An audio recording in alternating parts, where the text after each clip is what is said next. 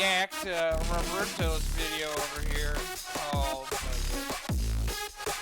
Should WoW Players Try Armor Core? Or if you're into like action fighting, a bunch of fucking mechs and shit, destroying everything, yeah.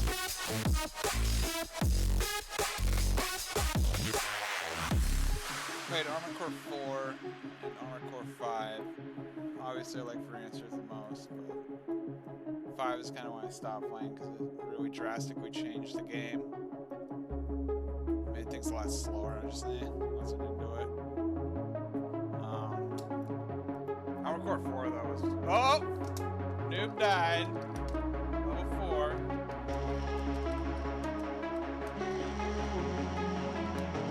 Sure, we'll get ya. But that was cool. That was like one of my favorite action fighting. It's not really like it is a fighting game. It's not like Soul Calibur or anything like that. It's really fun fighting. In the sense of freaking mechs. Definitely beats Mech Warrior, that's for fucking sure. If you think Armor Core 5 is slow, just go play any Mech Warrior game, just fucking walking around all over the fucking place. See what games to say.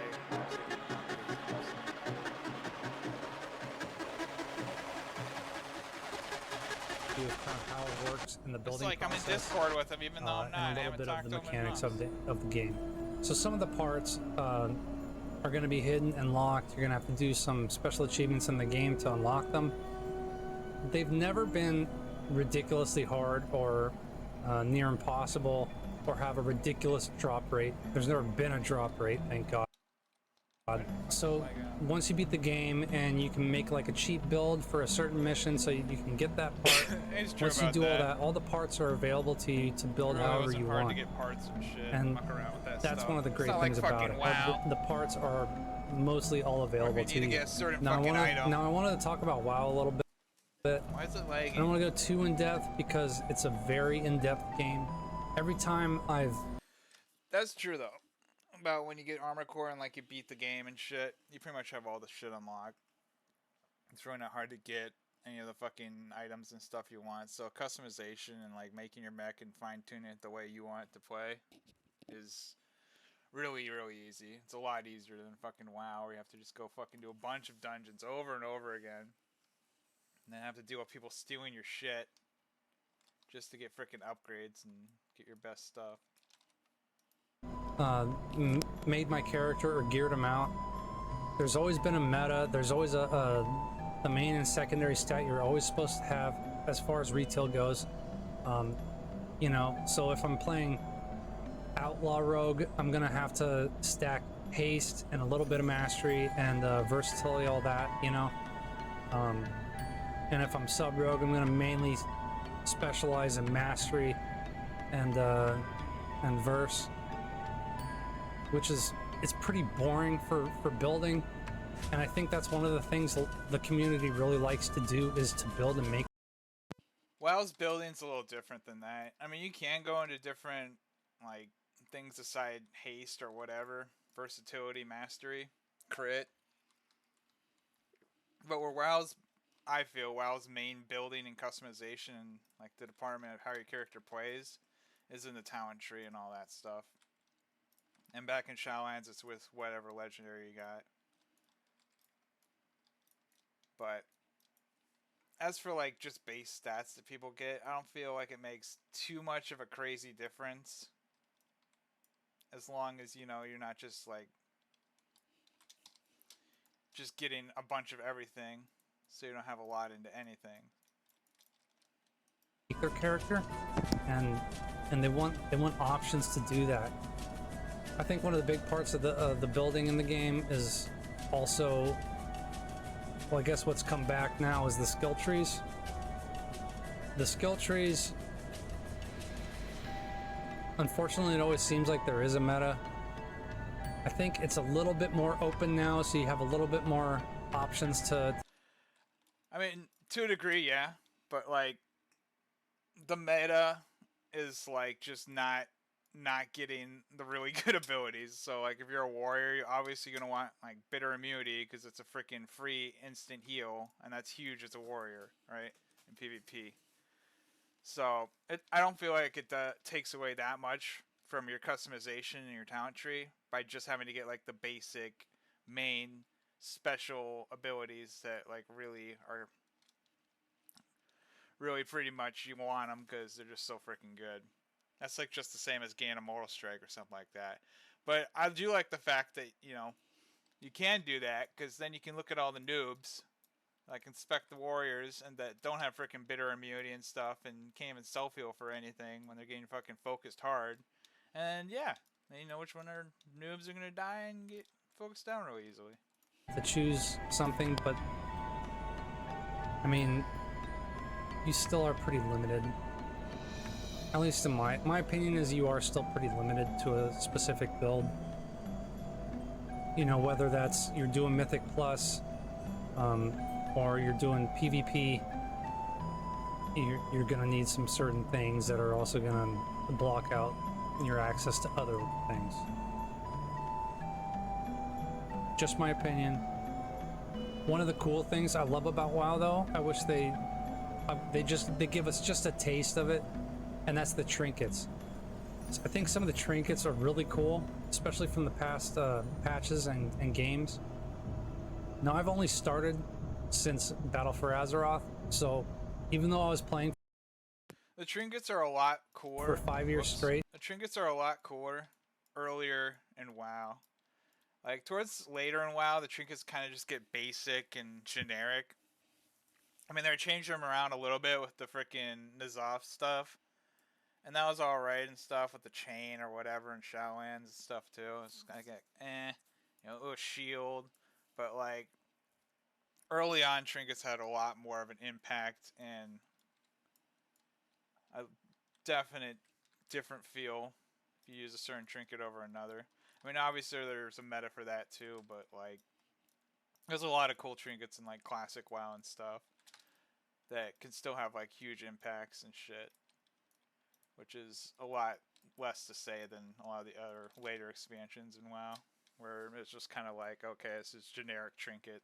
Either like shields you or heals you or makes your health increase or gets you out of a fucking stun or whatever. Or it does damage, burst damage. Yeah. I'm still a complete noob. The most I've accomplished in game was I started my own heroic raid in 8.3 Visions of N'Zoth, and I beat N'Zoth. I led a raid for that. Pretty proud of myself for that. And it was very difficult. I had to have there was people that were helping and everything, but I basically got everyone together and I was the lead. And in Shadowlands, I got 1800 in Season 2, playing with my buddies, and they've been playing for about 15 years. So we, you know, they were very good. They were kind of carrying me a little bit. I could probably get to about 1600 on average by myself. Because there's a lot of things I don't understand. And there's also a lot of add-ons that I didn't have that you need if you want to progress in Arena. But other than that, it was so much fun playing it. But Dragonflight, I just kind of got burnt out. But with the new Armored Core game coming out, I really wanted to go over it. I mean, I don't feel like you need add-ons. It's just kind of something. I mean, obviously, some of them do definitely help, you know. I hope I have enough to fucking. I gotta have a silver. Yeah. Worst comes to worst, I can sell my bandages. But I usually barely ever use add-ons, and I still have progressed far in Arena, so I don't know. But I get it. I get why people do want add-ons and why a lot of people use them and all that shit. I just was like, meh. I never really cared too much for it either way.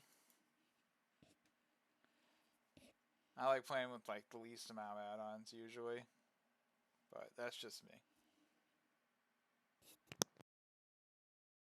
Because I think they are very similar. So now for the result. Should WoW players try out Armored Core? And my honest opinion for that is no. No, they should not. There's no parts you can buy in the store. There's no subscription fee. You don't get to pay monthly for the game. You can't buy gold in the game or the currency. You know, there's no special 6-month subscription you get to pay for. There's no mounts you can buy. There's no transmogs you can buy. There's no pets you can buy. So all in all, it's really just a bad idea for you guys to play that. I know how much you guys really love that. I'm just kidding. I mean, of course you guys should play it. There's so many things that WoW has that is also available on Armored Core. You know, of course your playability in the game, it's not going to last as long as Armored Core. You know, like a lot of people when they played Elden Ring. Armored Core is like one of those games where it can almost feel like a fighting game night with your friends, like playing Mortal Kombat or some shit. Especially when you have all your characters all geared out and like built the way you want. Because then you can just like fight each other.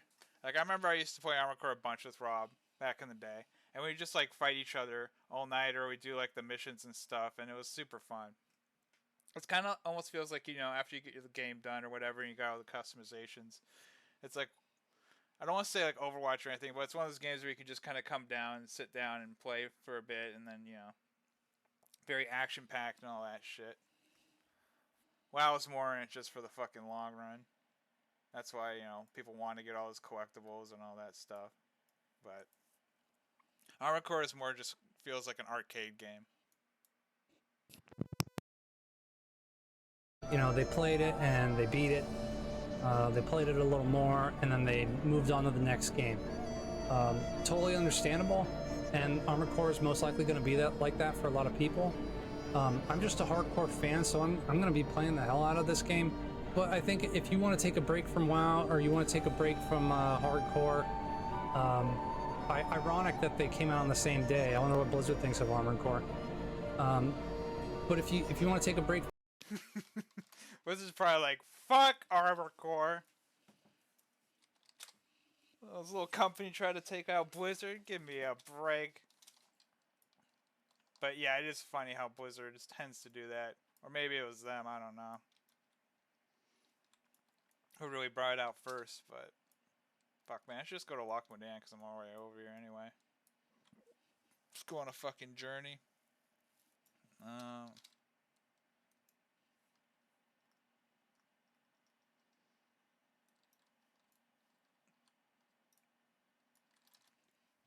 think about it. I'll listen to what Rob has to say.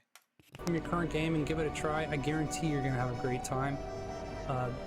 The game's always been fun. There's a little drama on the targeting system. It's stupid. I don't even pay attention to that. Because I know it's going to be a fun game with big robots and you're going to be able to blow shit up, and it's going to be a good time.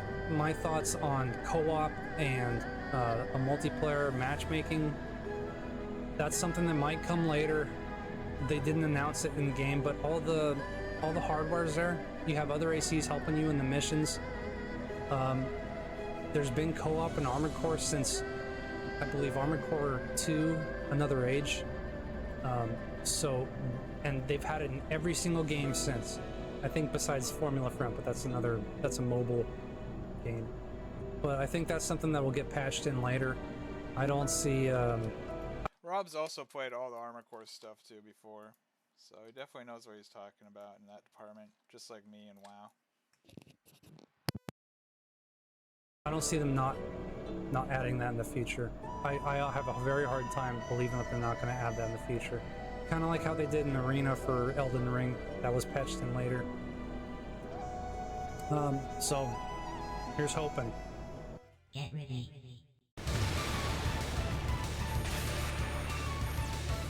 Con 3 Wonder Rig.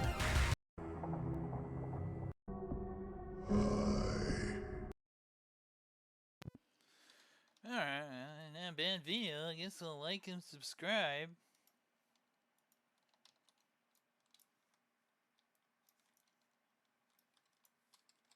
I'll release my reaction video today, too. That's how you know you made it when you're a YouTuber, when you got other streamers reacting to your content, right?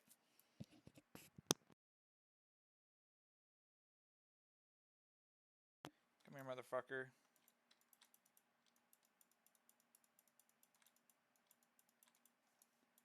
There we go.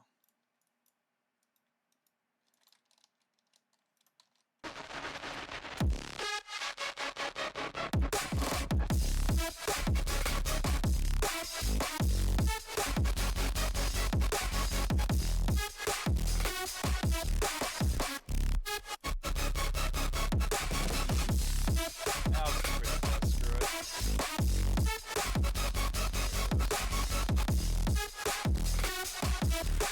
Here, rabbit. Yeah, way high, a big rock house.